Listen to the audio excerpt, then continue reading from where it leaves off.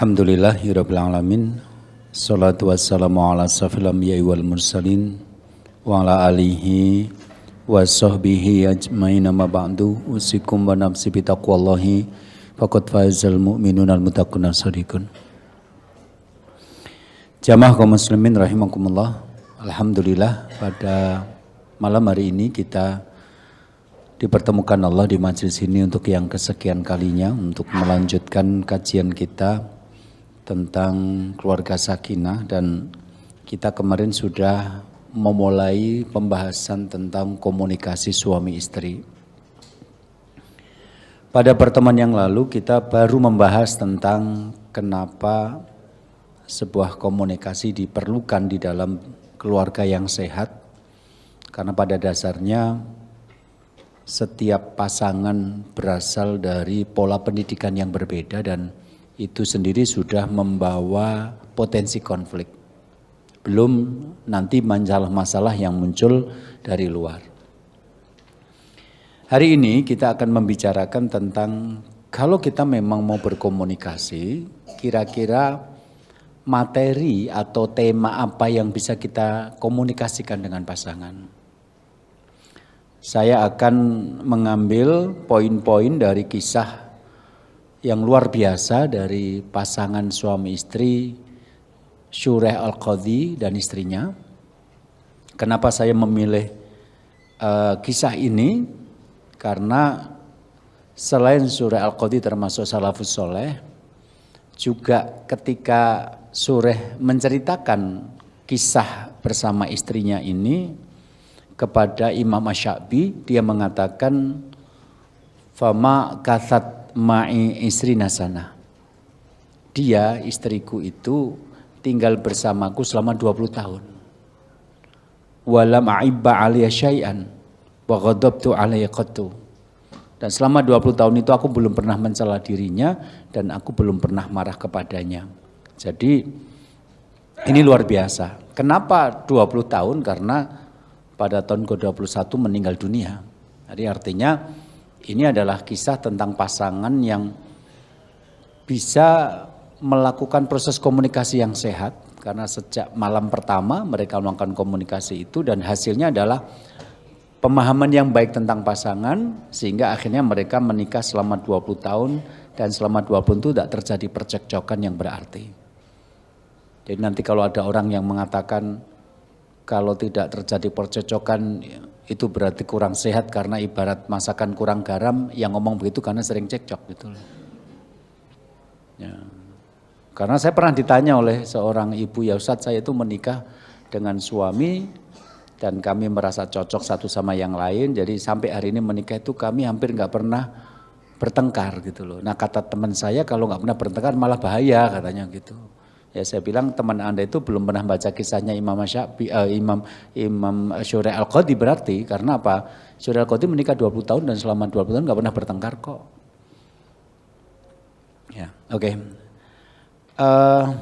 Jadi kisahnya seperti ini, terus nanti poin-poinnya akan saya terangkan. Pada suatu hari Syuraih Al-Qadhi ini selesai dari takziah dan berjalan pulang melewati perkampungan Bani Tamim. Pada saat melewati perkampungan Bani Tamim itulah Syuraih Al-Qadhi merasa haus. Dan dia mengambil keputusan untuk bertamu. Karena kita tahu sendiri bahwa Islam adalah agama yang mengajarkan bagaimana kita memuliakan tamu. Bahkan bisa dikatakan kemampuan seseorang memuliakan tamu itu bagian dari keimanannya kepada Allah dan hari akhir. Mangkana yu'minu billahi wal yawmil akhir falyukrim dhaifahu. Barang siapa yang beriman kepada Allah dan hari akhir, hendaklah dia memuliakan tamunya. Jadi memuliakan tamu itu bagian dari keimanan seseorang kepada Allah dan hari akhir. Kenapa? Karena ada saat-saat di mana kita menjamu tamu itu bisa jadi untuk yang pertama dan terakhir. Bisa jadi untuk yang pertama dan terakhir. Ya. Misalnya kalau di kampung ya, kalau di kota beda ceritanya. Di kampung itu misalnya kita ada tetangga yang punya kerja, kemudian tetangga itu adalah seorang pimpinan perusahaan. Sehingga yang datang itu banyak, dan di kampung kalau memang masih memungkinkan ditampung di rumah, halaman tetangga dan jalan, maka tidak ada jarang yang memilih untuk ke gedung. Di kota kan cenderung lebih praktis ke gedung, di kampung enggak. Jadi akhirnya bikin kadang-kadang sampai nutup jalan, terus kemudian sampai menggunakan halaman tetangga. Dan sampai hari ini saya belum menemukan ada orang yang mengadakan acara Walimatul Urs, dan karena undangannya banyak, sekitar 1 bulan yang lalu saya ngisi pengajian tuh undangannya 2000-an, lumayan itu. Saya belum menemukan orang yang ngundang tamu lebih dari 1000 orang, terus kemudian membangun toilet darurat kanan kiri gitu loh.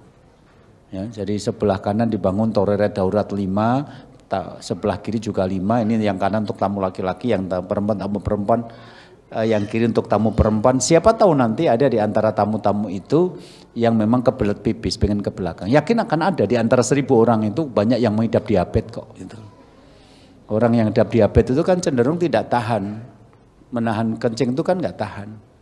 Tapi saya belum menemukan ada orang yang mengadakan acara walimahan di kampung, bukan di gedung ya, terus kemudian mereka menyediakan toilet khusus untuk tamu, itu tidak. Jadi hampir bisa dipastikan kalau ada acara-acara seperti itu nanti mesti merepotkan tetangga kanan kiri.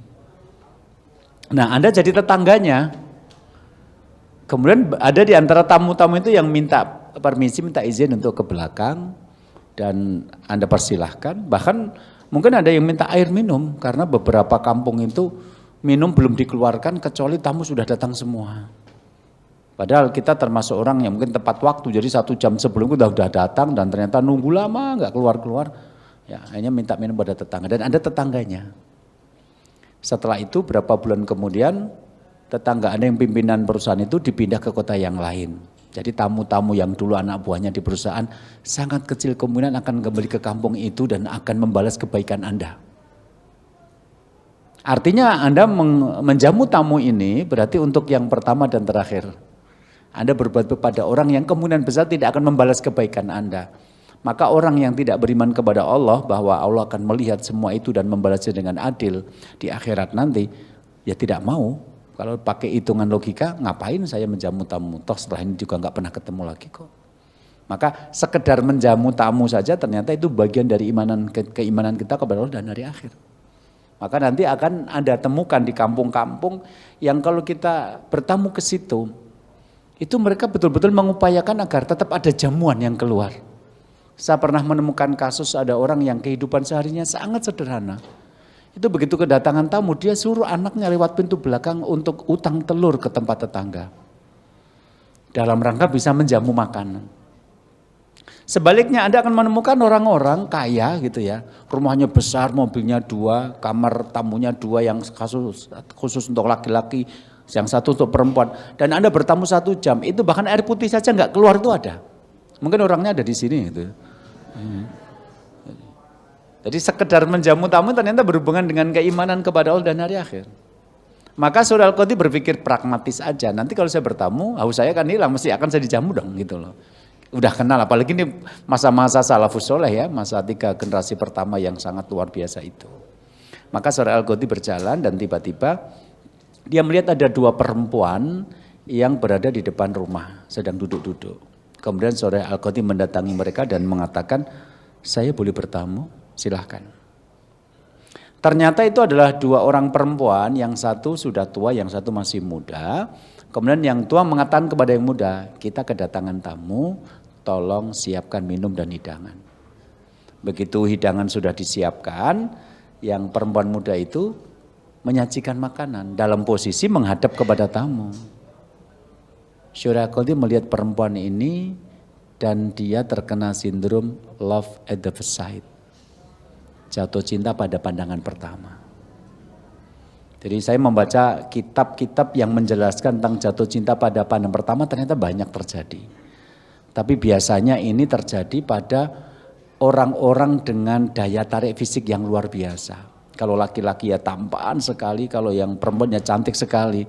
Jadi begitu lihat pertama langsung imannya goyah itu banyak kisah-kisah kayak gitu. Ada di kitab Iqodatul Lahfan itu, di kitab Jawabul Kafi itu ada kisah tentang seorang muadzin yang naik ke atas menara untuk melantunkan azan. Ternyata sebelum melantunkan azan dia menengok ke bawah dan dia menemukan ternyata perempuan, seorang gadis sebelah masjid itu ternyata cantik sekali dan dia ternyata jatuh cinta juga. Ada juga kisah tentang seorang laki-laki yang sedang duduk di depan rumah, kemudian ada perempuan cantik lewat dan bertanya, "Aina hamamul munjab?" Di mana pemandian munjab itu? Udah cantik nanya pemandian, maka pikiran jadi ngeres gitu ya. Nah, terus dia langsung jatuh cinta, langsung menunjuk ke rumahnya yang pintunya terbuka gitu. Begitu. Beberapa kisah seperti itu ada. Dan Surah Al-Qadhi jatuh cinta pada pandangan pertama.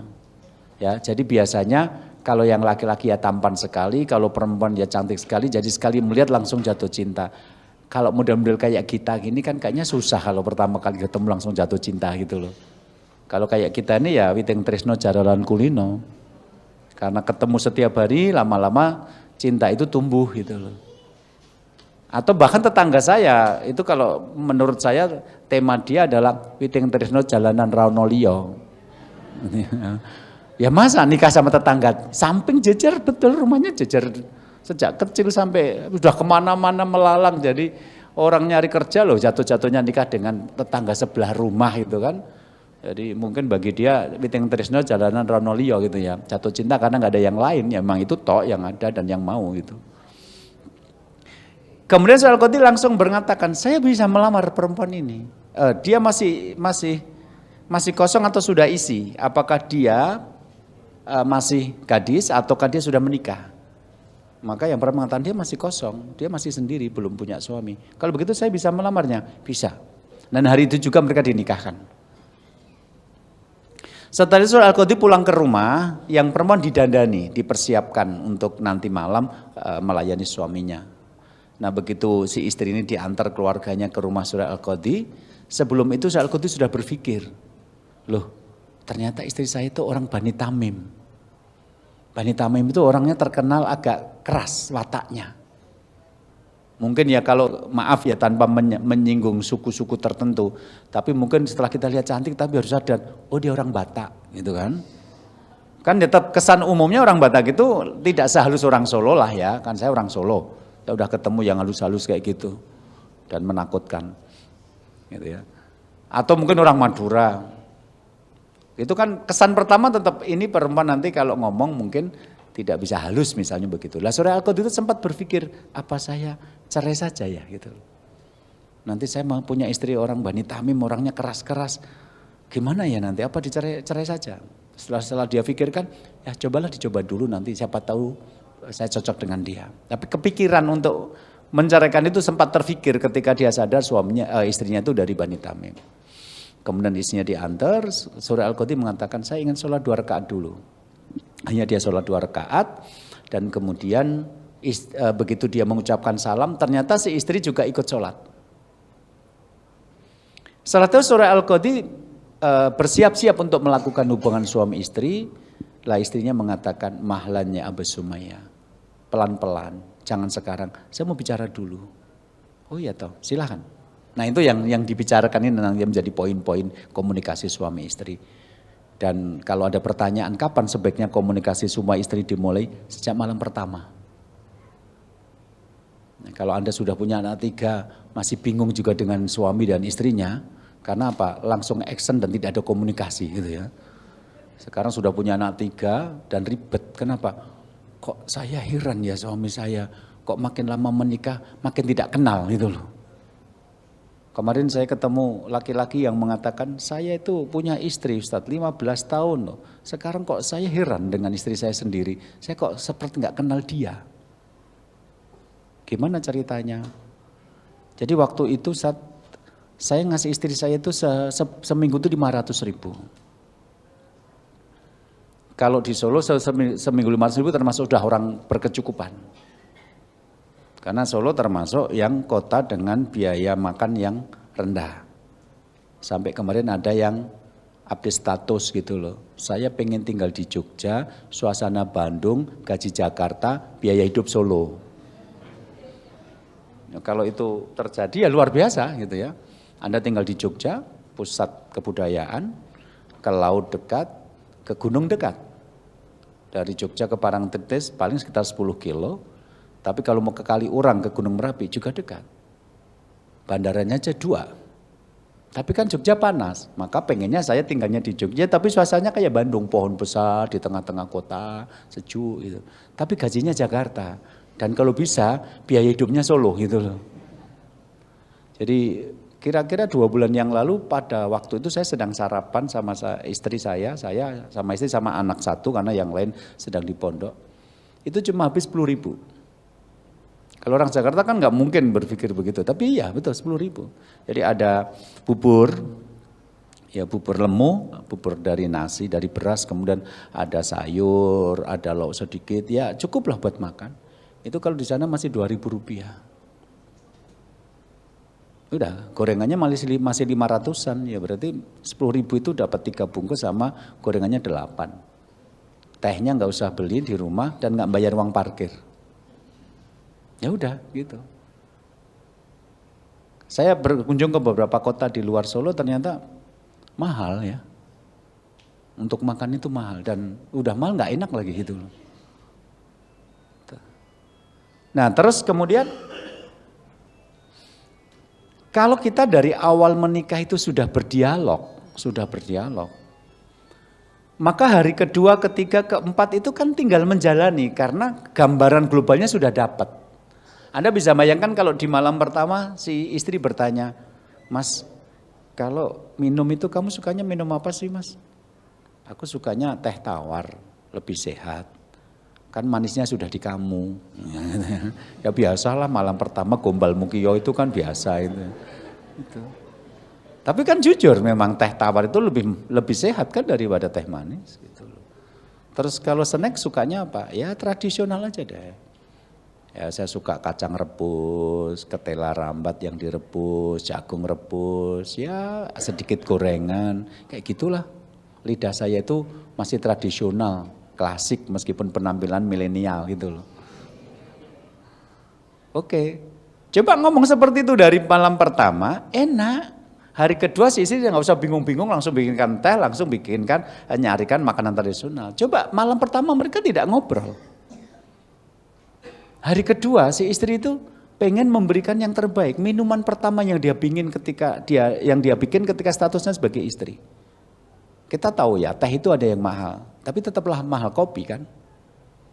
Semahal-mahal teh yang pernah saya minum 1 gelas 30.000, tapi kalau kopi kan ada yang 70.000. Nah makanya malam pertama setelah esok harinya si istri kan bikin kopi, minuman terbaik pertama yang dia buat untuk suaminya.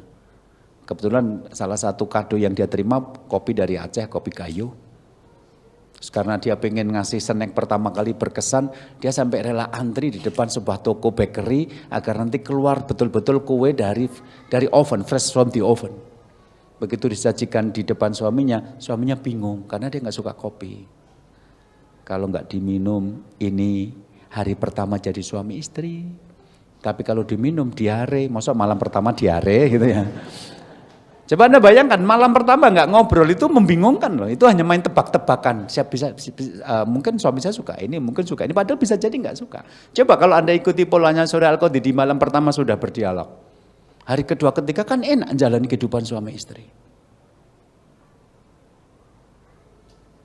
Nah, setelah Surya Al-Qadhi mempersilahkan istrinya itu bicara, dari teks Arabnya itu si istrinya ngomong begini, Innal hamdalillah nahmadu wa nasta'inuhu. Ini mau ngomong atau mau ceramah sih ya gitu ya.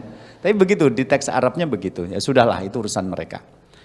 Nah, setelah itu kemudian si istri membicarakan beberapa poin yang malam ini akan kita kaji. Yang pertama dia mengatakan begini. Fa inni imra'atun gharibatun la ilma li bi akhlaqik fa bayyin li ma tuhibbu fa'atihi wa ma taqrabat Mas, aku tuh perempuan asing yang belum kenal siapa kamu. Aku perempuan asing yang belum kenal siapa kamu. Karena baru tadi siang bertemu, malam ini sudah berdua. Sedangkan yang nikah 15 tahun tadi aja semakin kesini makin merasa tidak kenal. Coba, saya kasih 500.000 seminggu Ustaz, waktu itu cukup. Maka saya berpikir istri saya orangnya sederhana, dikasih 500 cukup. Tapi kemarin saya kasih 2 juta juga habis. Maka saya lihat istri saya, dia bukan seperti yang saya kenal selama ini. Selama ini dia orangnya sederhana, cukup 1 minggu 500 ribu, kenapa ini 2 juta juga habis? Versi suami. Ini kita ngobrol sama istrinya, gimana Bu? Alhamdulillah Ustaz. Katanya Bu, termasuk yang hemat ya, dulu dikasih 500 ribu cukup ya buat seminggu. Ya sebenarnya nggak cukup Ustaz, tapi dicukup-cukupkan. Karena saya lihat suami saya kemampuannya ngasih segitu ya saya terima saja. Nah sekarang suami saya kan sudah mulai membaik ekonominya. Nah kemarin ngasih 2 juta Ustadz. Maka apa yang selama ini belum tercapai ya mumpung ada uang saya wujudkan. Sejak pengantin baru sampai sekarang saya belum pernah dibelikan tas baru. 500 ribu itu saya pengen punya tas tapi nggak bisa beli karena nggak ada uangnya. Nah ini mau ada tas murah 500 ribu ya saya beli tas 500 ribu. Saya punya keponakan Ustadz, nah selama saya jadi budi mereka dan sudah menikah, saya juga belum ngasih. Ini mumpung ada, keponakannya dipanggil semua 5 orang, masing-masing dikasih di 100 ribu. Maaf ya, baru sekarang budi ngasih kalian, ini juga 500 ribu. Terus ada teman saya Ustadz, itu sakit. Kemarin waktu saya nengok ke sana, saya cuma kirim doa, sabar ya. Nah sekarang mumpung ada, saya kasih dia amplop 500 ribu, ini terima buat biaya pengobatan, tambah-tambahan. Teman saya menolak, enggak usah repot, enggak, mumpung ada. Kata suaminya, kalau enggak mau enggak usah dipaksa-paksa gitu ya. Gitu. Jadi untuk itu kan sudah 1.500.000 ya, tinggal 500 lagi ya. Sebenarnya yang dipakai untuk keperluan harian juga 500 juga gitu loh. Tapi ketika tidak dikomunikasikan dengan suami kan suami jadi aneh. Dia merasa istrinya selama ini sederhana tapi kenapa sekarang 2 juta habis. Gitu kan? Nah, saya adalah perempuan yang tidak kenal siapa Anda. Fabayan lima tuhibu fa'ati. Terangkan kepada saya apa yang kamu sukai. Aku akan jalani dalam pernikahan kita. Wa mata korfajtabi, dan terangkanlah kepada saya apa yang tidak kamu sukai. Nanti aku akan meninggalkannya dalam pernikahan kita. Anda bisa bayangkan di malam pertama si istri sudah nanya, Mas bikin daftar nih yang kamu sukai apa saja, gitu. Yang kamu tidak sukai apa saja, gitu. Hari kedua, ketiga, keempat lebih mudah. Yang tidak suka kopi, langsung kopinya disingkirkan. Enggak, hari kedua ditulis enggak suka kopi, enggak suka minyak goreng kelapa sawit misalnya, enggak suka gula pasir misalnya. Langsung menghemat pengeluaran juga gitu. Daripada dibikin nggak diminum, udah capek-capek bikin nggak diminum, emang nggak suka?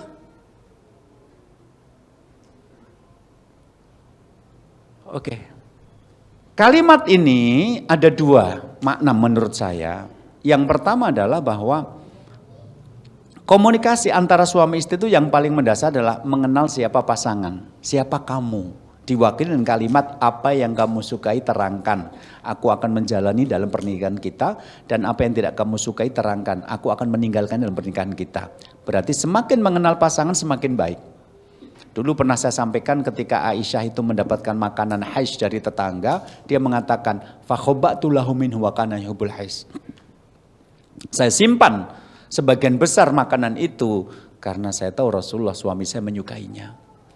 Kalimat ini dulu saya katakan ada 2 arti. Arti yang pertama bahwa seorang istri yang baik adalah istri yang tahu apa kesukaan suami.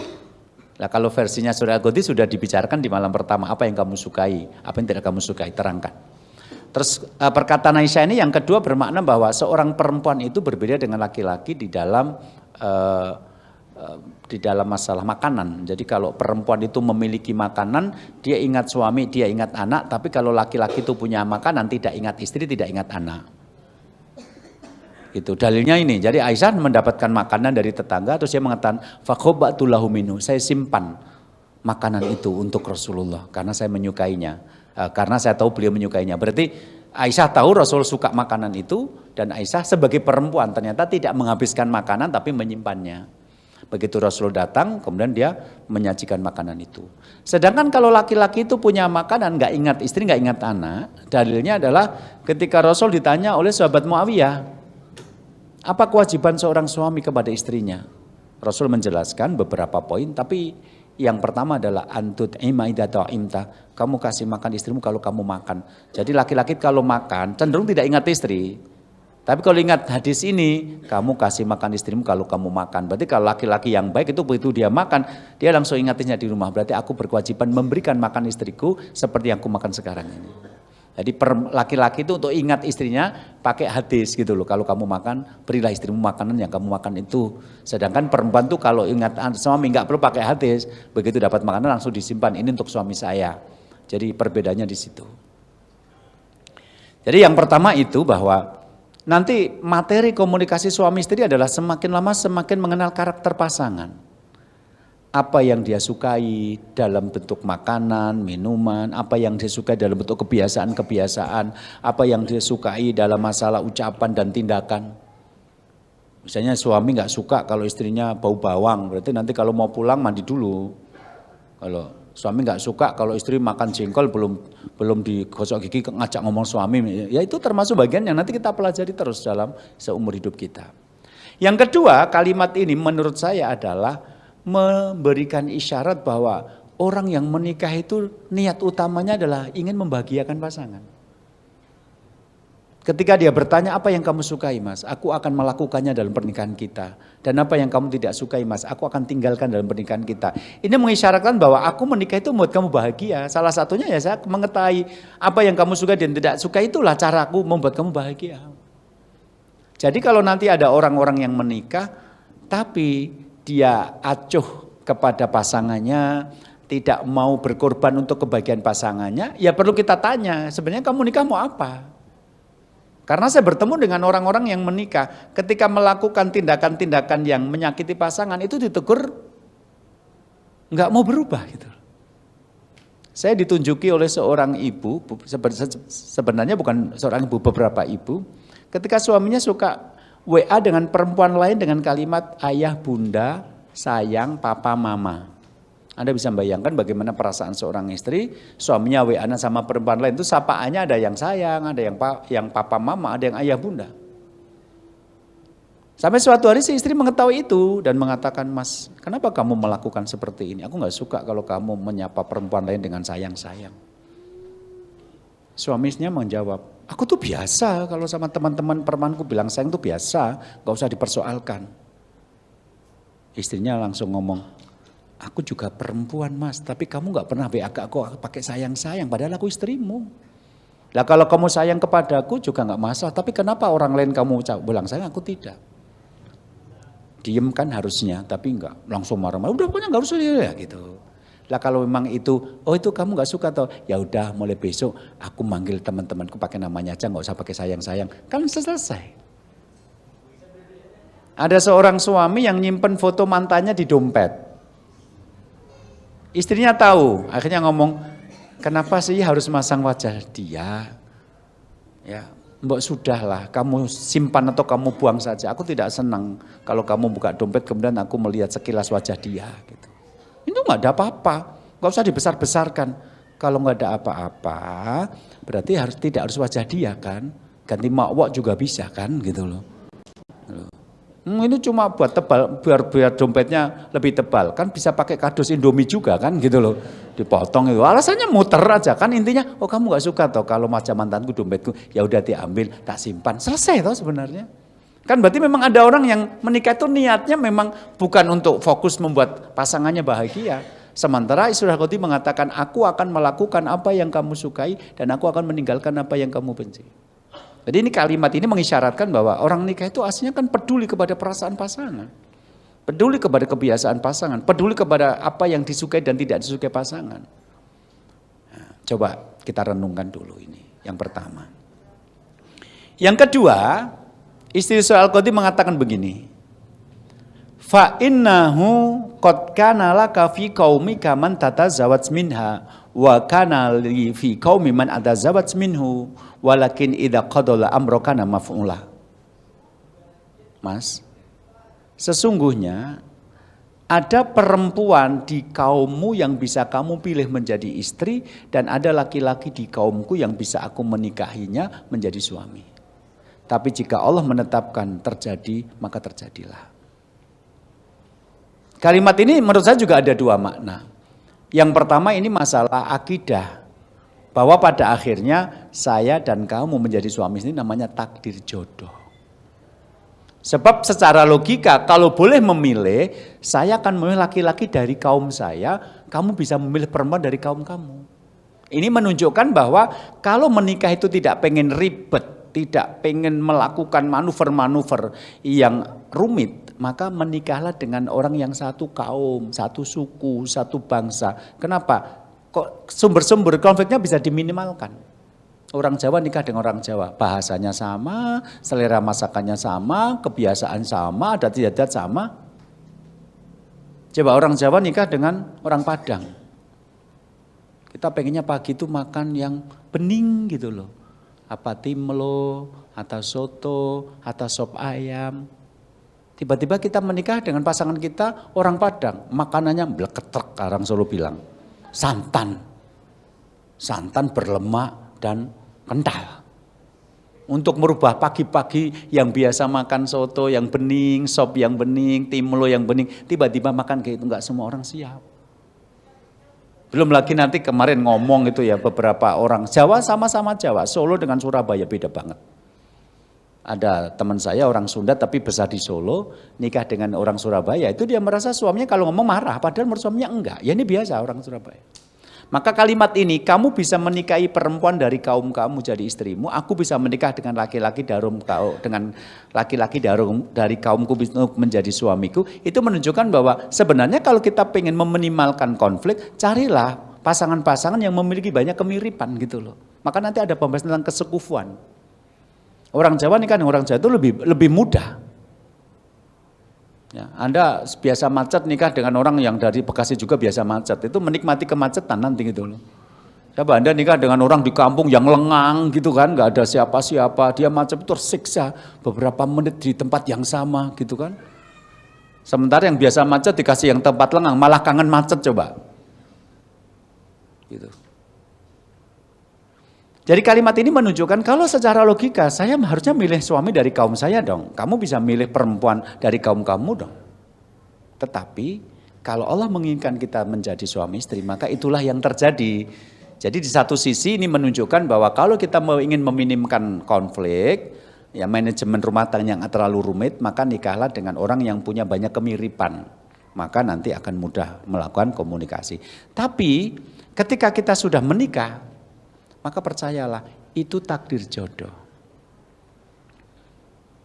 Kenapa itu takdir jodoh? Karena seringkali kita nanti akan menikah bukan dengan orang yang kita cintai dari awal.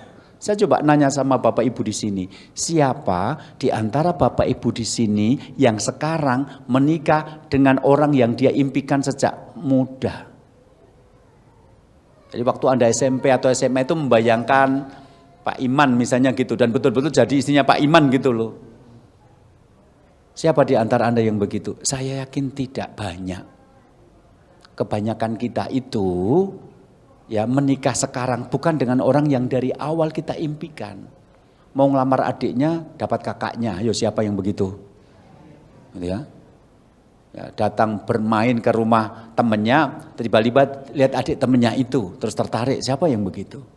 Siapa sudah punya calon, tiba-tiba dipanggil oleh orang tuanya, dipaksa menikah dengan pilihan orang tuanya. Siapa yang begitu?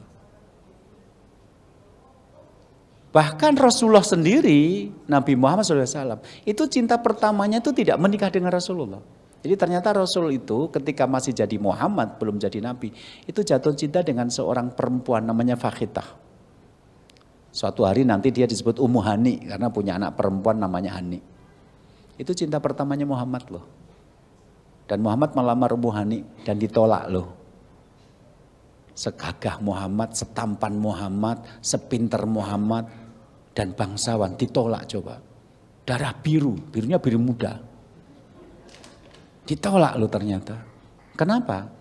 Karena Ummu Hani sudah terlanjur dijodohkan dengan laki-laki dari suku lain. Dan itu merupakan tradisi yang waktu dihormati untuk mempererat tali silaturahmi.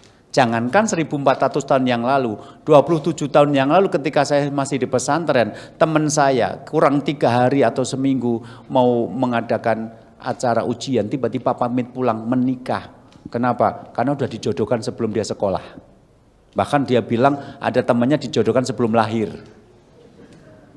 Jadi saya sama Pak Iman sudah cocok gitu, saya bilang, Pak nanti kalau aku punya anak laki-laki, kamu punya anak perempuan, kita besanan ya, dan terjadi itu. Jadi ada teman saya itu yang dijodohkan bahkan sebelum dia lahir.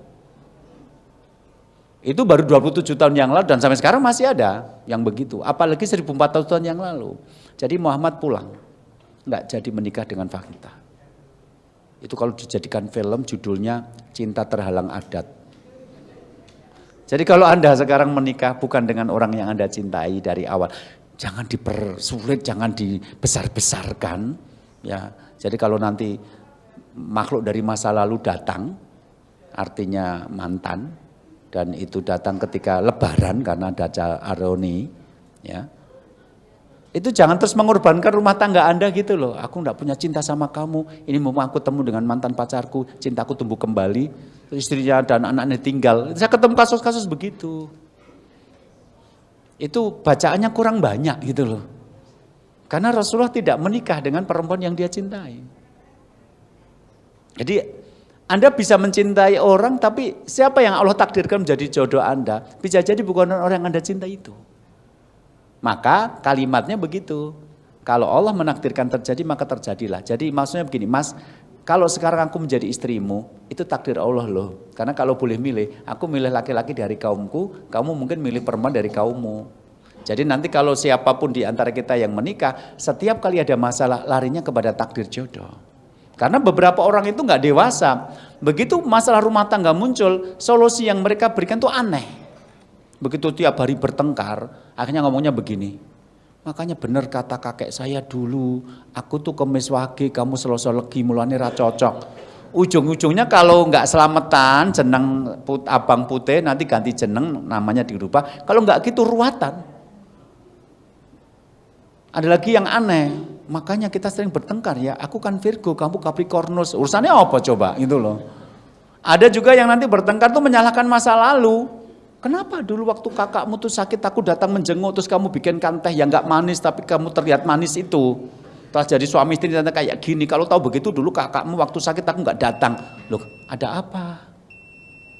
Jadi kalau suami istri bertengkar itu karena suami tidak melakukan kewajibannya, si istri tidak melakukan kewajibannya. Harusnya nyarinya ke situ perubahan amal soleh, bukan menyalahkan weton, bukan menyalahkan bintang, bukan menyalahkan sebab pertemuan. Nah ini termasuk akidah yang dipahami.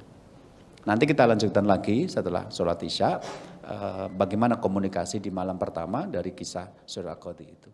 Mudah-mudahan bermanfaat. Alhamdulillahirabbil alamin wassalatu wassalamu ala asyrofil anbiya'i wal mursalin wa ala alihi wa sahbihi ajmain amma ba'du. Usikum wa nafsi bi taqwallahi faqad fazal muttaqun. Jamaah yang dimuliakan Allah, kita lanjutkan kembali apa yang dibicarakan oleh Surah Al-Qadhi dengan istrinya di malam pertama pernikahan mereka. Setelah tadi 2 poin, yang terakhir tadi masalah akidah bahwa kita bertemu karena Allah, yang seandainya boleh memilih kita akan memilih orang yang satu suku agar tidak terlalu banyak konflik yang muncul. Kemudian kalimat berikutnya adalah qad mala'ta fasna ma amarakallahu bihi Allah Ta'ala imma imsakum bi ma'rufin aw tasrihum bi ihsanin. Sekarang engkau telah memiliki aku telah menjadi milikmu. Maka perlakukanlah aku seperti apa yang diperintahkan Allah kepadamu, yaitu imsakum bi ma'rufin, pertahankan aku sebagai istri dengan baik, au tasrihum bi ihsanin, atau ceraikan aku dengan baik. Jadi konsep pernikahan itu adalah imsakum bi ma'ruf au tasrihum bi ihsan. Kalau memang mau bertahan jadi suami istri ya jadilah suami istri yang baik. Kalau tidak bisa, daripada saling menyakiti, saling mendolimi, ya berpisahlah baik-baik. Kalimat ini ada 2 arti juga kalau menurut analisa saya. Yang pertama bahwa setelah yang pertama tadi bagaimana seorang berusaha untuk membahagiakan pasangannya dengan mengatakan apa toh yang kamu sukai, aku akan mengerjakannya dalam pernikahan kita, dan apa yang kamu benci katakan kepada saya untuk saya tinggalkan dalam pernikahan kita. Ini menunjukkan konsep namanya menikah itu ingin membahagiakan pasangan, tapi ini menjadi penyeimbangnya. Setelah aku berusaha untuk membahagiakan kamu dengan melakukan yang kamu sukai dan meninggalkan yang kamu benci, maka perlakukanlah saya dengan baik. Perlakukanlah saya dengan baik. Fasna ma'amaraka bi Allah Ta'ala. Jadi keseimbangan antara saya akan membuat kamu bahagia, tapi tolong perlakukan saya dengan baik juga. Jadi di sini keseimbangannya. Sekaligus kalimat ini menunjukkan tentang adanya konsep mentaati perintah Allah dalam pernikahan. Mas, kamu sekarang sudah memiliki aku. Kalau tadi aku berusaha untuk membahagiakan kamu dengan menjalankan apa yang kamu sukai dan meninggal yang kamu benci, maka setelah aku jadi milik, perlakukanlah aku sebagaimana Allah perintahkan kepada seorang laki-laki dalam pernikahan. Apa? Menahan istrinya dengan baik atau menceraikannya dengan cara yang baik. Jadi kalimat ini menurut saya ada dua makna. Yang pertama adalah bahwa keseimbangan itu ada. Jadi saya akan membahagiakan kamu, tapi juga tolong perlakukan saya dengan baik. Dan yang kedua adalah hidup kita itu nanti berjalan sesuai dengan apa yang diperintahkan Allah. Jalan yang diperintahkan Allah. Perlakukan saya sebagaimana yang diperintahkan Allah kepada laki-laki. Makanya nanti kalau Anda perhatikan pada saat ijab qabul, itu kan seorang laki-laki yang menikah kemudian baca sighat ta'liq, nanti kan di sana ada kalimat ya imsakum bi ma'rufin aw tasrihum bi ihsanin. Jadi konsep Islam itu ya namanya menikah itu membangun surga dunia, bukan untuk saling menyakiti. Itu. Ini poin yang ketiga. Poin yang keempat adalah masalah kejujuran. Ini tercermin dari kalimatnya Surah Al-Qadhi setelah mendengarkan istrinya ngomong seperti itu, dia mengatakan, fa innaki qulti kalaman in thabati alayya kun dzalika hadhan li wa in tad'ihi yakun hujjatan aliki. Anda bisa membayangkan Anda menjadi seorang suami, di malam pertama istri Anda sudah mengucapkan kalimat-kalimat cerdas seperti ini. Maka Surah Al-Qadhi membalas kalimat istrinya dengan mengatakan, sesungguhnya kamu telah mengucapkan satu kalimat yang luar biasa. Yang inthabati alaihi, jika kamu teguh pada kalimat itu, janjimu itu, yakun dzalika hadzan li. Sungguh itu menjadi bagian kebaikan bagiku. Beruntung aku punya istri seperti kamu.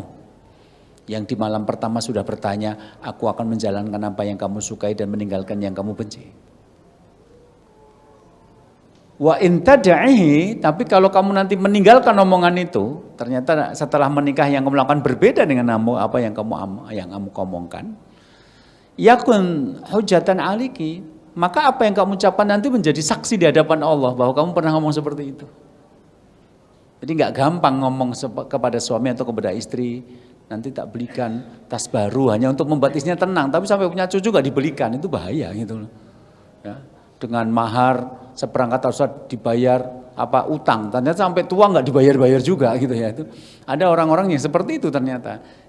Kalimat ini kalau menurut saya kan pesan moralnya adalah jujurlah, nggak usah janji muluk-muluk, semua yang kamu sukai terangkan nanti aku jalankan, nggak usah begitu kalau ternyata tidak ada cita-cita untuk melakukan itu. Nggak usah nanya apa yang kamu benci terangkan, aku akan tinggalkan. Kalau ternyata setelah aku ceritakan apa yang kamu benci, kau juga tentu saja menjalaninya, nggak usah gitu.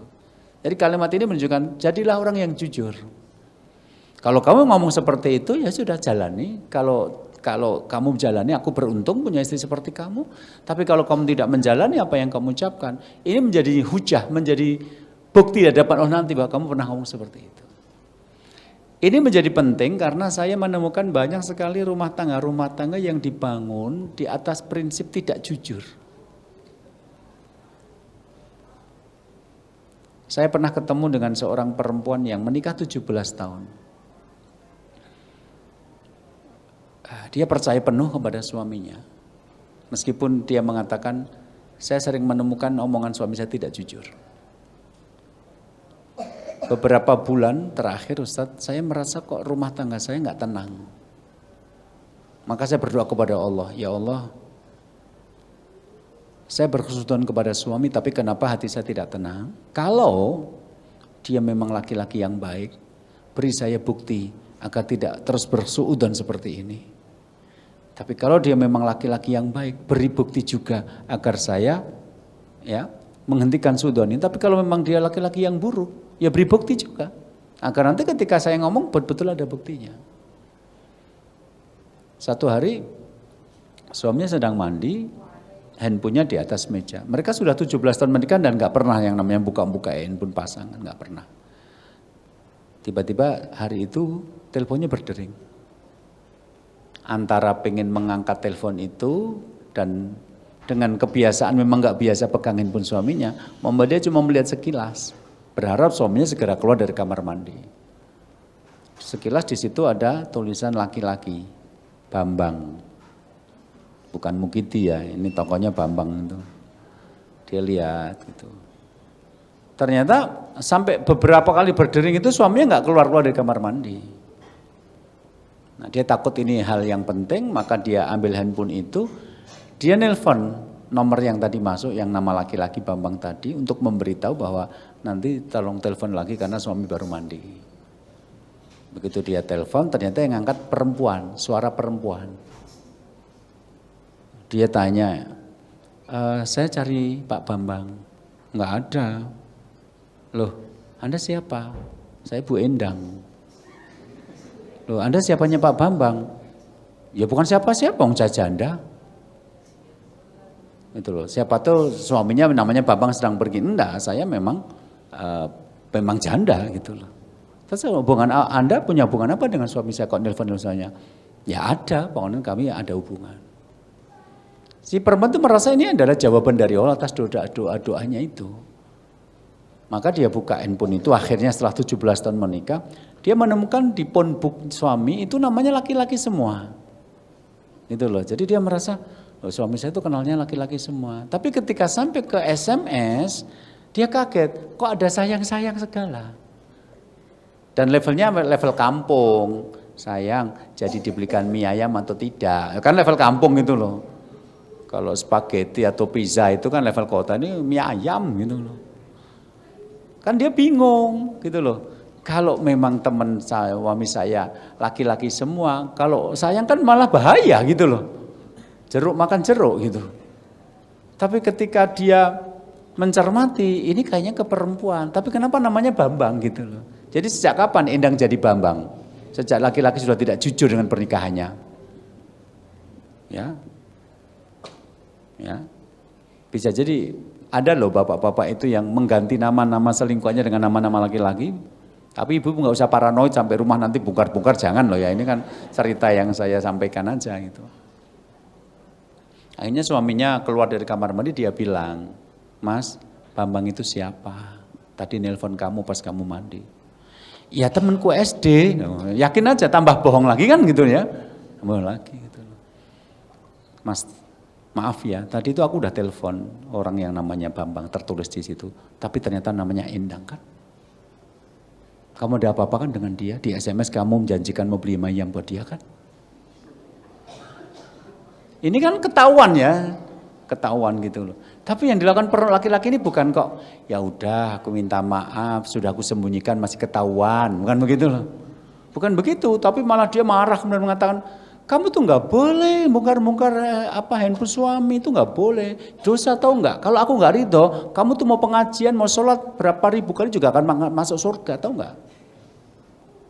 Istri ini bingung gitu loh, akhirnya datang ke tempat saya konsultasi. Apakah betul Ustadz kalau suami itu nggak ridho pada istrinya makanya nggak masuk surga? Betul, tapi bukan untuk suami Anda. Hadis ini betul, tapi bukan untuk suami Anda. Jadi kalau dia marah bahwa kamu tuh berdosa karena buka handphone suami, kamu lebih berdosa lagi mas.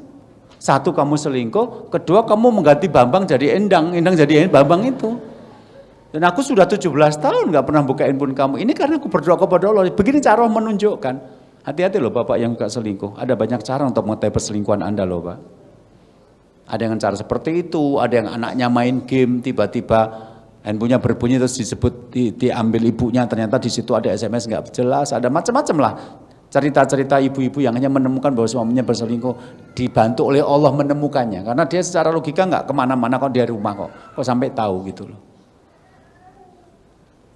Disitulah dia nangis di depan saya kemudian mengatakan, ya Allah Ustadz, ini yang keberapa kali suami saya nggak jujur. Saya juga bilang, lah kamu udah 17 tahun nikah dengan laki nggak jujur kok ya masih betah, saya bilang gitu kan. Kan nggak enak, dibohong itu nggak enak gitu.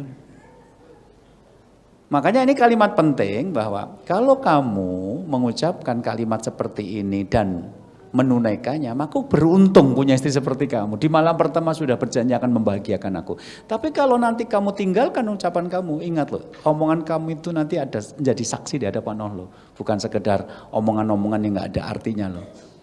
Kita bukan politisi yang suka berjanji tapi gak menepati, tapi gak takut neraka loh. Kamu istri loh. Jadi kalimat ini diucapkan oleh Surah Al-Qadhi. Jadi intinya apa? Jujurlah. Karena apa? Dusta itu membuat hati gelisah. Oke.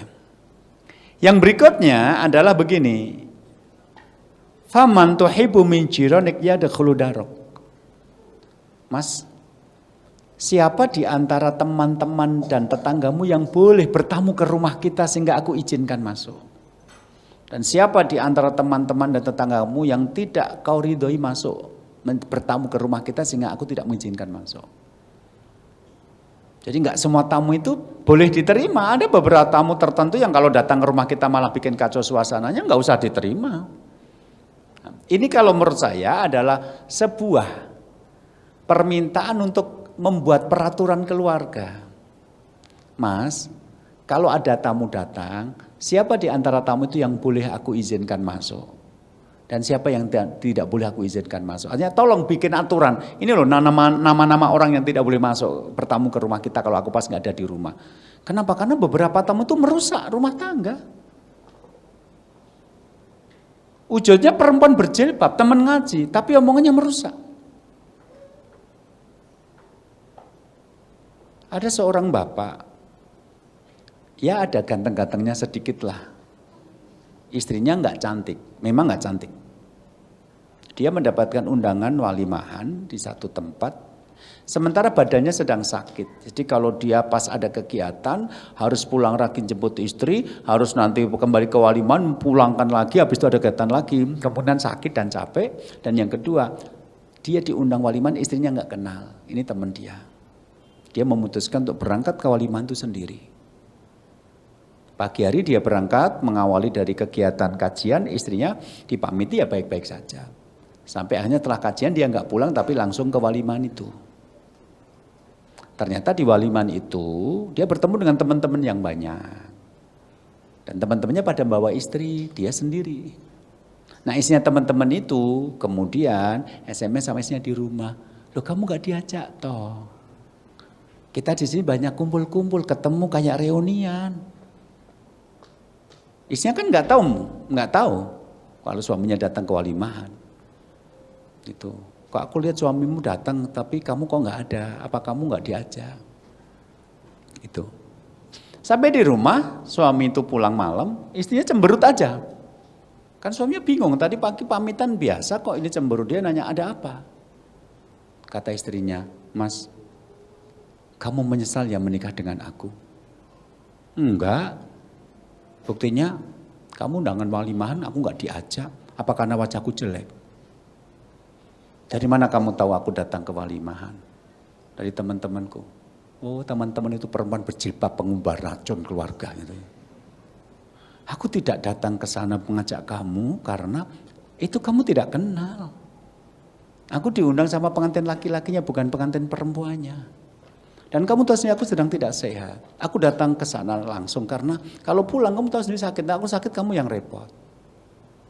Kalau aku misal menikah dengan kamu, kan kamu tak ceraikan selesai. Kalau sampai akhirnya aku menjadi menikahi kamu, aku kan rela toh kalau anakku nanti wajahnya mirip kamu, yang tidak cantik itu. Jadi siapa yang nyebari racun seperti ini? Kalau aku nggak suka sama kamu, mending tak cerai selesai. Tapi kalau aku masih jadi suami sekarang ini, aku rela kok punya anak wajah seperti kamu. Aku punya maksud yang lain ketika kamu tidak saya ajak. Ya udah, isinya nangis minta maaf. Tapi kan ini harusnya tidak perlu terjadi toh kalau teman-temannya itu tidak mengirim WA yang tidak bermutu itu. Bermutu rendah.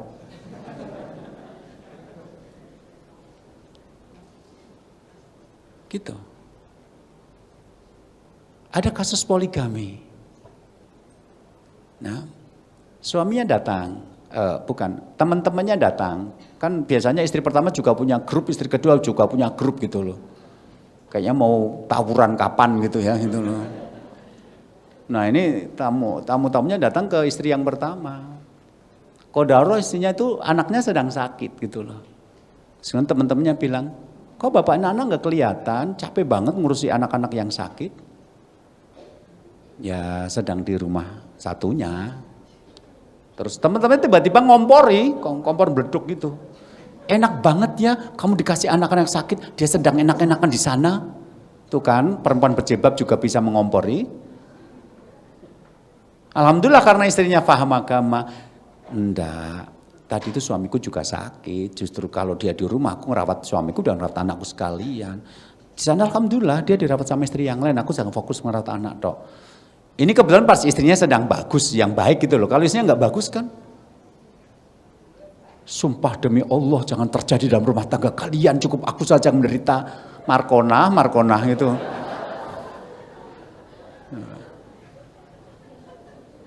Saya konsultan keluarga lebih dari 15 tahun. Koleksi cerita saya itu layak di sinetron kan, tau nggak? Jadi begitu, ada ibu-ibu pengajian. Kebetulan sekolah anaknya pulang agak pagi. Biasanya jam 4 sore itu jam 12. Dia ngomong sama temennya, Mbak, aku mau main ke rumah kamu boleh nggak? Kalau daripada aku nanti pulang balik lagi ke sini, ya wirawiri itu nggak enak, capek. Aku mau ke rumah teman kamu, mau nggak? Mau, silahkan main. Yang namanya didadangi tamu kan. Begitu masuk rumah, Masya Allah rumahnya asri ya. Sirkulasi udaranya bagus, jadi kalau pas musim panas tidak terasa panas, tapi kalau musim dingin juga tidak terasa dingin. Ada, saya pernah ketemu rumah seperti itu, sirkulasinya bagus. Ya, alhamdulillah sih, aku kerasan dan nyaman di sini. Tapi ya doakan aja mudah-mudahan jadi rumahku. Loh kan, ini bukan rumah Mbak toh? Enggak sih, aku ngontrak, ibu sebelah yang punya. Tapi anak-anaknya di Jakarta semua. Jadi kemudian nanti pulang ke desa itu kecil. Jadi kemungkinan nanti juga rumah ini dijual. Nah kalau nanti aku bisa membelinya kan, alhamdulillah. Harusnya kan ngomong ya sudah tak doakan mudah-mudahan jadi rumahnya. Tapi ini enggak, ngomongnya ini, kasihan ya Mbak udah nikah berapa tahun toh? 15 tahun. Kasihan ya udah 15 tahun belum punya rumah. Aku baru 1,5 tahun udah dibelikan rumah sama suamiku. Begitu suaminya pulang malam-malam istrinya ngomong sambil makan, Mas ada rencana sih beli rumah enggak toh? Suaminya kan langsung kenal sama istrinya, aku udah jadi suami 15 tahun loh ya. Jadi kalau kamu ngomong kayak gini berarti tadi ada tamu yang racuni kamu. Karena kalau tidak kamu nggak akan bertanya. Selama ini kita ngontrak biasa-biasa saja, kita nyaman, kamu tahu kemampuan ekonomiku. Jadi kalau hari ini kamu tanya Mas kapan beli rumah, berarti tadi ada tamu ke sini. Siapa? Markona. Mulai hari ini Markona tidak boleh masuk ke rumah kita. Boleh, Anda boleh peraturan seperti itu boleh. Karena tidak semua tamu itu nanti membangun aura positif loh dalam pernikahan kita. Ada beberapa tamu itu mencuci otak istri kita, mencuci otak suami kita. Suami kita nggak ganteng-ganteng banget, nggak kaya-kaya banget loh. Diojo-ojoi teman ngajinya untuk nikah lagi itu juga racun loh itu. Kemarin di Solo terjadi loh, suaminya nekat nikah lagi, istrinya pakai cadar bunuh diri. Karena suaminya udah ngomong, aku mau nikah, istrinya bilang, aku nggak siap, aku belum siap. Kalau kamu nikah lagi aku bunuh diri. Udah diomongkan, teman-temannya udah tahu. Dan suaminya nekat nikah lagi, dan istrinya nekat bunuh diri. Padahal tiap hariannya pakai cadar itu. Bukan saya tidak setuju poligami, tapi jangan begini caranya. Dan temannya cuma dikompor-kompori sama teman-teman yang lain gitu. Habisnya mati ya peringas kayak nggak salah gitu. Ya wis takdir, aduh. Gitu. Jadi kita boleh buat peraturan. Jadi saya ambil dari perkataan istrinya saudara Koti itu, Mas, siapa tamu yang boleh bertamu ke rumah kita? Saya izinkan masuk. Siapa yang tidak? Dia minta persetujuan suaminya, tolong bikin peraturan. Jadi nanti Anda boleh. Habis maghrib sampai isya, TV dimatikan. Kalau kita sedang ngomong berdua, handphone dimatikan. Misalnya begitu. Kalau kamu nanti ke rumah orang tuamu, cukup pagi sampai sore, nggak usah bermalam. Karena karena bapakmu dukun. Nanti kalau kamu nginep di sana, pulang mesti jadi aneh-aneh. Karena saya pernah dapat kasus di Solo itu ada ibu yang maksa istrinya memaksa anak perempuan itu minta cari dari suaminya. Sampai begitu. Jadi kita harus tahu ini rumah tangga saya harus memprotek rumah tangga saya bagus, saya boleh bikin peraturan jam sekian bagaimana, jam sekian harus bagaimana, dilambangkan dengan kalimat siapa tamu yang boleh masuk dan yang tidak boleh masuk. Luar biasa loh ini dialog malam pertama 1000 tahun yang lalu loh Mas, ketika Jakarta baru udah dijatok belum Karta loh Pak. Gitu. Oke. Kemudian yang berikutnya dibicarakan adalah mengenai keluarga besar. Karena bagaimanapun istri kita juga nggak mungkin langsung muncul, langsung solehah gitu loh.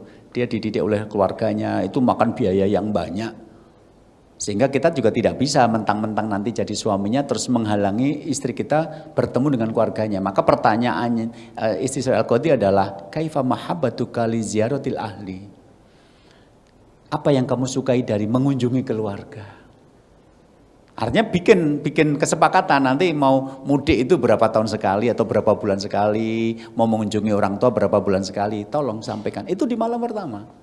Dan kata Surah Al-Qadhi adalah, aku nggak suka kalau nanti terlalu sering karena aku takut mertuaku nanti bosan.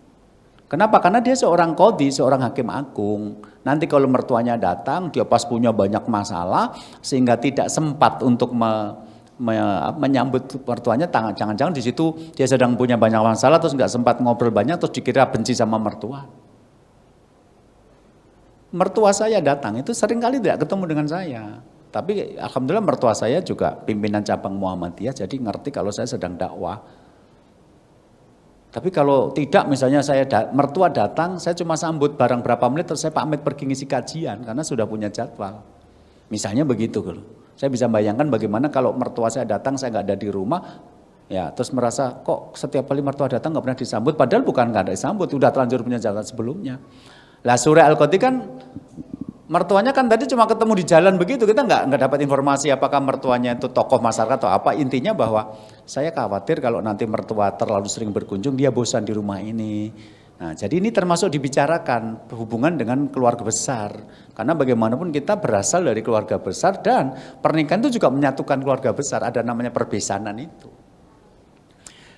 Dalam konteks naskah aslinya sampai di sini yang dibicarakan oleh Surah Al-Qadhi dan istrinya. Kemudian Surah Al-Qadhi menutup dengan kalimat, kan ini ceritanya dia cerita sama Imam Syafi'i ketika ditanya dulu kamu dapat istri bagaimana gitu loh. Surah Al-Qadhi mengatakan kalimat akhirnya tadi, fama katsat ma'i istrina sana. Dia akhirnya jadi istriku selama 20 tahun dan selama itu aku belum pernah mencela dirinya dan belum pernah marah kepadanya sama sekali. Hanya rumah tangganya baik-baik saja. Kuncinya adalah poin-poin yang didialogkan itu luar biasa dan dimulai sejak malam pertama. Dan ini bukan sintesa pikiran, bukan analisa yang nggak berdasar. Ini adalah yang sudah dipraktekkan oleh para ulama kita dan mereka betul-betul mendapatkan keluarga sakinah mawaddah warahmah dengan cara-cara seperti ini. Tapi biasanya kalau saya menyampaikan, saya tambahi 2 poin yang di teks aslinya tidak ada. Tapi ini perlu dikomunikasikan antara suami istri. Dari pengalaman saya tambahi 2 poin. Yang satu adalah masalah seksual. Bisa jadi Surah Al-Qadhi tidak membahas itu karena dia orang Arab. Yang kita tahu secara umum libidonya orang Arab lebih daripada kita orang Jawa. Nanti kalau Anda umroh pas Ramadan dapat nasi, ya nasi buka itu, Anda kadang-kadang heran apa potongan ayamnya besar banget. Di kita mungkin buat 2 atau 3 orang, tapi di mereka ternyata porsi 1 orang segitu. Apalagi kalau kita cuma sholat subuh berjamaah dilanjutkan dengan makan soto, itu disuir bisa buat 1 jamaah. Ya, gitu. Jadi memang mereka makanannya lebih dari kita, dan mungkin libidonya sehat dan enggak perlu dibahas gitu loh mungkin. Tapi persoalannya saya menemukan masalah-masalah rumah tangga yang persoalannya mengacu kepada persoalan seksual. Bahkan saya bisa mengatakan dari 15 tahun saya jadi konsultan keluarga itu 70% yang datang itu masalah perselingkuhan. Jadi kan ada yang nggak beres dalam masalah seksual, maka ini perlu diomongkan. Ada satu kenikmatan namanya hakut tamato, hak untuk menikmati tubuh pasangan. Jadi ketika terjadi ijab qabul, maka ujung rambut sampai ujung kaki pasangan Anda itu halal bagi Anda. Dan ketika itu disentuh akan melahirkan perasaan-perasaan nikmat. Nah masing-masing orang itu berbeda. Maka Anda bisa berkomunikasi dengan pasangan bagian mana yang disentuh, bagian mana itu harus komunikasikan. Kenapa? Karena berhubungan badan itu bukan hanya berfungsi regeneratif untuk mendapatkan keturunan, reproduktif, tapi juga untuk rekreatif, untuk berfungsi sebagai hiburan dan kesenangan. Jadi kalau laki-laki dan perempuan melakukan hubungan seksual hanya untuk punya anak atau fungsi-fungsi produktif, maka nanti polanya adalah menunggu istri selesai dari haid. Nanti sekitar 5 atau 6 hari setelah bersih dari haid, itu masa-masa subur, Anda melakukan hubungan dengan istri. Sekali itu aja, karena di masa subur. Kemudian nunggu 1 bulan. Kalau setelah 1 bulan itu istri Anda hamil, selamat, Anda beruntung. Terus Anda tidak perlu melakukan hubungan sampai lahir anak itu. Kalau melakukan hubungan untuk mendapatkan anak, polanya begitu. Kalau Anda melakukan hubungan ternyata ditunggu 1 bulan, istri haid lagi, berarti Anda belum beruntung. Apa? Mulai dari awal. Tunggu istri selesai haid, 5-6 hari kemudian baru Anda melakukan hubungan begitu. Tapi kalau seminggu 3 kali, pengantin baru malah sehari 3 kali, yakin itu bukan untuk mendapatkan anak, itu untuk bersenang-senang. Dan itu hak kalian yang menikah. Nah karena perlu dikomunikasikan. Banyak orang tuh nggak berkomunikasi dalam hal seperti ini, akhirnya menyalurkannya di tempat lain. Maka ini termasuk yang perlu dikomunikasikan. Menurut analisa saya, dalam kasus Surya Al-Qadhi nggak ada, tapi dalam kasus-kasus yang ditemukan ini banyak. Yang pertama tadi adalah masalah seksual. Yang kedua adalah masalah finansial, kondisi ekonomi. Karena ternyata juga faktor ekonomi ini banyak yang menjadi sumber konflik di antara keluarga. Nah sebaiknya dibicarakan di awal, misalnya penghasilannya berapa, nanti isinya dikasih nafkah berapa, terus nanti pembicaraan hal yang sifatnya finansial ini dibicarakan agar tidak menimbulkan salah duga gitu loh. Dikira suaminya kaya ternyata kaya utang misalnya, dikira suaminya miskin ternyata mampu dan macam-macam, daripada nanti menimbulkan salah paham mending dikomunikasikan. Tapi ingat ini di teks Arabnya tidak ada. Di kasus Surya Al-Qadhi, tapi saya menduga Surya Al-Qadhi tidak 2 hal ini karena dia orang Arab pertama, secara libido orang Arab lebih kuat daripada kita orang Indonesia. Kemudian yang kedua, finansial nggak dibahas karena dia seorang hakim agung gitu loh, jelas orang kaya gitu loh. Tapi dalam kasus yang saya tangani selama ini, 2 ini menjadi blunder ketika tidak dikomunikasikan, 1 masalah seksual, 2 masalah finansial. Maka menurut saya ini termasuk 2 poin yang perlu dimasukkan. Berdasarkan pengalaman saya, karena Surya Al-Qadhi kaya raya, wong dia qadhi, dia hakim agung kok. Terus dia orang Arab yang secara seksual mungkin libidonya sudah cukup mapan tinggi sehingga tidak ada masalah. Ya, tapi kalau secara umum menurut saya ini perlu dimasukkan. Ya. Jadi tema kita adalah kapan komunikasi dimulai? Jawabannya sejak malam pertama. Itu. Terus kemudian apa yang perlu dikomunikasikan ketika sudah ada waktu bicara? Ya ini tadi, bicara masalah karakter, bicara masalah takdir, bicara masalah komitmen syariat, bicara masalah kejujuran, bicara masalah bagaimana membangun peraturan-peraturan keluarga dalam rangka mencapai tujuan sakinah, bagaimana berkomunikasi tentang kekerabatan kita dengan keluarga besar, terus ditambah dengan secara seksual dan finansial. Wallahu a'lam bishawab. Itu ya untuk materi kita. Nanti bulan depan insya Allah kita akan bicara tentang komunikasi dari sudut pandang laki-laki dan perempuan berbeda. Karena ternyata cara perempuan dan laki-laki menghadapi satu masalah, menceritakan masalah itu dan kemudian mengambil solusinya ternyata berbeda, dan ini bagian dari komunikasi keluarga yang perlu kita pelajari. Insya Allah bulan depan tema kita adalah komunikasi berbasis perbedaan jenis kelamin. Itu. Ini untuk materi saya pada malam hari ini. Mungkin masih ada waktu untuk tanya jawab atau sudah habis dilanjutkan? Oke. Silakan, ada waktu 5 menit kiranya ada yang bertanya. Itu sudah ada kertas. Saya bacakan Pak. Harap bersabar para pemirsa. Apakah boleh menolak adik ipar baik laki-laki atau perempuan yang akan ikut tinggal dengan kita? Boleh menolak. Kalau soal boleh atau tidak boleh, boleh. Wong tadi sudah ada aturan keluarga kok. Karena alham mautun, ipar itu racun, kematian. Saya bertemu dengan beberapa kasus rumah tangga yang dipicu oleh datangnya ipar dalam keluarga itu. Kalau ternyata ipar masuk dalam keluarga kita, maka satu, dia harus yang paham agama. Yang kedua, penerapan syariatnya harus kuat. Jadi kalau misalnya itu ipar perempuan, maka nanti suami kita harus menjaga pandangannya, adik kita yang perempuan harus menutup auratnya. Mereka tidak berdoa-doa di rumah ketika istri berangkat kerja dan macam-macam. Sedangkan kalau ternyata mereka tidak memiliki dua syarat ini sebaiknya jangan. Karena interaksi setiap hari itu nanti akan menciptakan banyak masalah. Ya, dan itu pun sebaiknya istri tinggal di rumah. Ya, kalau ipar ikut di rumah terus istri tinggal di rumah, artinya memang dia bisa mengontrol. Tapi kalau misalnya ipar ada di rumah, istri itu malah berangkat kerja, memberi kesempatan pada suaminya untuk berdua-duaan dengan iparnya, itu bermasalah. Itu. Jadi saya sudah banyak kasus-kasus ipar yang seperti itu. Apalagi kalau orang Jawa itu kadang-kadang ipar sudah dianggap kayak adik sendiri, kadang-kadang malah suami ngantar adik iparnya ke kuliah dan macam-macam, makanya nggak pernah sampai ke kuliahan. Saya nggak tahu juga gitu loh. Jadi apakah boleh menolak? Boleh. Cuma bagaimana cara mengkomunikasikan kepada orang tua agar mereka tidak sakit hati. Misalnya dengan tetap membantu bagaimana biaya sekolah adik ipar ini, atau mungkin membantu biaya kosnya, tapi nggak harus satu rumah. Kalau memang rumah, maka mungkin ada pavilion di luar yang tidak menyatu dengan rumah induk, sehingga nanti hubungan antara ipar dengan ipar yang lain itu nanti tidak memunculkan fitnah. Karena Rasul sendiri mengatakan ipar itu maut, dan saya menemukan beberapa kasus yang melibatkan ipar ini gitu loh. Yang agamanya kuat saja kadang-kadang jadi masalah, apalagi yang tidak kuat. Jadi kalau boleh menolaknya boleh, cuma bagaimana cara menolak dengan baik sehingga nanti keluarga besarnya tidak sakit hati karena mereka bisa jadi tidak paham agama. Tapi kalau mereka paham agama sebenarnya mudah sih dikomunikasikan seperti ini. Karena bentuk bantuan kita kepada ipar itu tidak selalu menampung dia di rumah gitu loh. Tinggal nanya dia butuh biaya berapa setiap bulan, udah saya cukupi, nggak harus ikut rumah saya, atau dia ngontrak aja dekat kampusnya tapi biaya dari saya, kan bisa saja seperti itu. Wallahu a'lam. Pertanyaan terakhir, beberapa bulan lalu saya menikah setelah istri saya meninggal.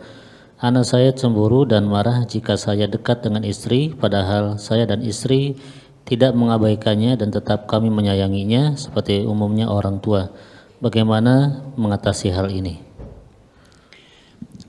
Saya banyak ketemu kasus seperti ini. Sebenarnya tinggal bagaimana istri Anda itu punya komitmen. Artinya bersihkan dirinya, niatnya, banyak-banyak berdoa kepada Allah, rengkuh dia seperti anak kandung. Kenapa? Karena saya ketemu dengan beberapa kasus yang awalnya memang anak tirinya menolak, tapi setelah terbukti ibu tirinya ini baik, perhatian dan macam-macam, lama-lama juga namanya hati manusia juga lembut, apalagi kita minta doa kepada Allah. Kenapa? Karena memang tidak mudah bagi dia. Bisa jadi dia juga terprovokasi sama orang-orang lain gitu loh. Jadi kemarin tuh saya ketemu pasangan suami istri yang ini duda ketemu dengan janda gitu ya. Pada awalnya ketika si laki-laki ngomong sama anak-anaknya, ayah mau nikah lagi, mereka tidak ada yang menolak. Memang mereka melihat ayah sudah lama menduda, gitu loh. Tapi begitu si anak ini pulang ke neneknya, ya udah, nenek lampir ini mulai bicara gitu loh. Akhirnya begitu dia pulang, dia menolak bapaknya menikah lagi sampai dia pergi dari rumah. Tapi si ibu ini betul-betul baik ya, sampai akhirnya ya sudah saya pengen ketemu. Pertama kali dimaki-maki ya didengerin aja. Setelah itu lama bersosialisasi dengan anak ini dan sekarang ya dia diterima dengan penuh karena memang terbukti orang baik gitu loh. Jadi bisa jadi kalau anak ini aslinya cemburu itu gampang sih tanggal nanti diberi perhatian. Tapi kalau dia memang terpengaruh dari omongan orang lain ya nanti dicek dari siapa yang ngomong. Karena bisa jadi dia punya pendapat negatif tentang ibu tiri habis nonton film Ratapan Anak Tiri gitu loh. Kenapa? Gini, ada kisah sederhana tapi kita sering mengabaikan ini. Jadi Anda pernah dengarkan hadis tentang Rasulullah sedang makan bersama seorang anak kecil. Kemudian Rasulullah mengatakan, ya hulam idza akalta fasamilah. Nak kalau makan baca bismillah dulu. Nak kalau makan pakai tangan kanan. Nak kalau makan kamu mengambil yang paling dekat. Anda pernah dengarkan kisah seperti ini? Nah ada satu fakta kecil yang kita mengabaikan adalah anak kecil ternyata namanya Umar bin Abi Salamah. Kenapa Ustaz? Berarti dia anaknya Ummu Salamah. Ibunya itu dinikahi Rasul. Jadi salah satu kenapa Rasul menikah lagi karena untuk merawat anak-anak yatim seperti ini. Jadi kalau bahasa kasarnya, kejadian Rasulullah menegur anak kecil kemudian mengajari etika makan itu adalah sikap seorang bapak tiri kepada anak tiri. Nah, kalau makan baca bismillah itu bukan anak kandung, itu anak tiri. Jadi untuk bapak-bapak yang mau poligami, tolong kamu bukan hanya mikir jandanya tapi juga mikir anak janda itu. Lah orang-orang sekarang, jangankan anak janda itu, anak sendiri aja diabaikan karena mikir janda, coba gitu. Gitu. Jadi dalam kasus ini Rasulullah itu bahkan mendidik anak tirinya. Dan yang menarik dalam kasus ini adalah ketika Umar bin Abi Salamah kemudian mengatakan, sejak hari itu kalau aku makan, caraku makan seperti yang diajarkan Rasulullah. Jadi Rasul berhasil mendidik anak tiri. Jadi kepingan-kepingan cerita seperti ini kalau kita rangkai itu jadi menarik gitu loh. Paham? Artinya jadi Anda minta sama istri Anda yang sekarang untuk menjadi putri yang baik, bismillah, ini hanya soal proses. Kalau dia memang dipengaruhi orang-orang, mulai dicari, kemudian dijauhkan dari pengaruh. Kalau dia hanya soal rasa cemburu, artinya dia bisa menerima bapaknya nikah, tapi ketika melihat bapaknya dekat dengan istri barunya, dia dulu bayangannya lihat itu untuk ibunya, terus dia belum siap, ya nanti sambil menunggu dia dewasa, insya Allah siap. Yang penting istri Anda yang sekarang ini adalah orang yang betul-betul siap untuk mengganti peran sebagai ibunya, dan banyak-banyak minta doa kepada Allah agar hati anak ini dilembutkan gitu loh. Jadi ketika bicara tentang hal seperti ini ya kembali lagi kepada Rasulullah. Rasul bisa kok jadi bapak tiri yang baik gitu loh. Nah, sementara hari ini bapak-bapak yang ngomong poligami itu kadang-kadang jangankan anak tiri, anak sendiri aja nggak dipikir gitu loh. Ya banyak-banyak istighfar kalau gitu, makanya rumah tangannya jadi kacau, long niatnya aja nggak benar gitu. Gitu ya. Mudah-mudahan bermanfaat apa yang saya sampaikan. Insya Allah kita lanjutkan lagi pada pertemuan akan datang. Saya minta maaf kalau ada yang kurang berkenan. Assalamualaikum warahmatullahi wabarakatuh. Assalamualaikum warahmatullahi wabarakatuh. Terima kasih kita sampaikan kepada Ustaz Asmara Kurniawan. Insya Allah kita berjumpa kembali pada bulan yang akan datang dengan pekan yang sama, pekan keempat pada maghrib. Kita akhiri subhanakallahumma bihamdika asyhadu an la ilaha illa anta astaghfiruka wa atubu ilaik. Walhamdulillahi alamin. Assalamualaikum warahmatullahi wabarakatuh.